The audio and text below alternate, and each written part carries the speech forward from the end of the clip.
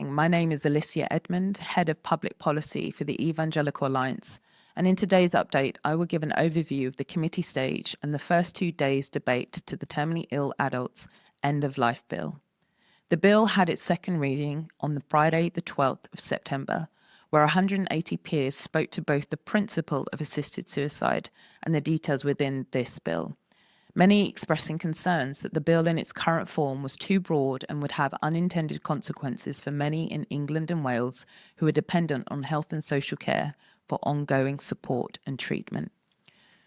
During second reading, Baroness Berger, a Labour peer, tabled a proposal for an inquiry to take evidence and report back ahead of the committee stage. This was agreed, and 12 peers of mixed position were appointed to consider the safeguards and the implementation of this bill should it become law. Across 10 days, this committee invited individuals with medical and legal expertise alongside charity leaders from the domestic abuse sector, disability and mental health organisations to answer questions on safety and its workability as voted by the Commons. The government's own palliative care and justice ministers were also called to give evidence.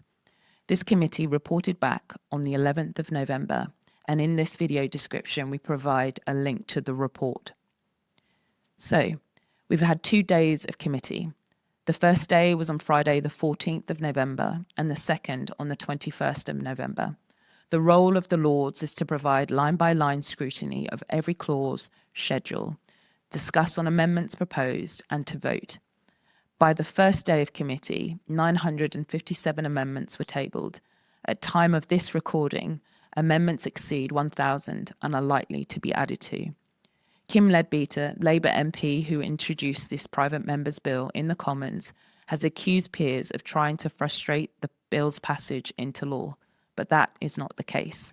The role of the second chamber is to scrutinise the bill, and they are not obligated to vote in support should they find at the time of third reading that the bill remains unsafe.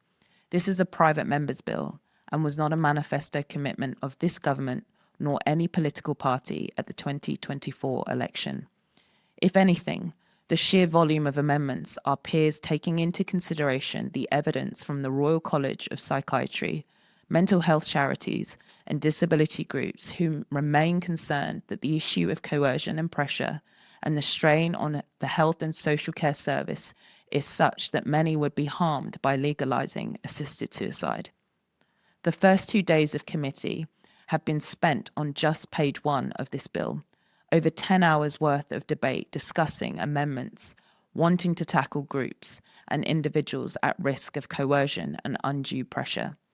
Here at the Evangelical Alliance, we remain opposed to the principle of legalising assisted suicide and to the details of this bill. To date, we have sent a parliamentary briefing to over 300 peers detailing our concern that this bill will further entrench health inequalities amongst vulnerable groups in our nation. Going forward, we will brief peers on the bill's impact to public attitudes on suicide and wider concerns on suicide prevention and funding. In addition, we will raise concerns around coercion for the 4 vulnerable groups we have spoken at length about during the committee, and also to raise the importance of individual and institutional conscientious objection amendments. Individual medics and palliative care specialists need an opt-out, and so too do residential care homes and hospices not wanting to administer assisted death on their premises. Third day of committee is planned for Friday the 5th of December.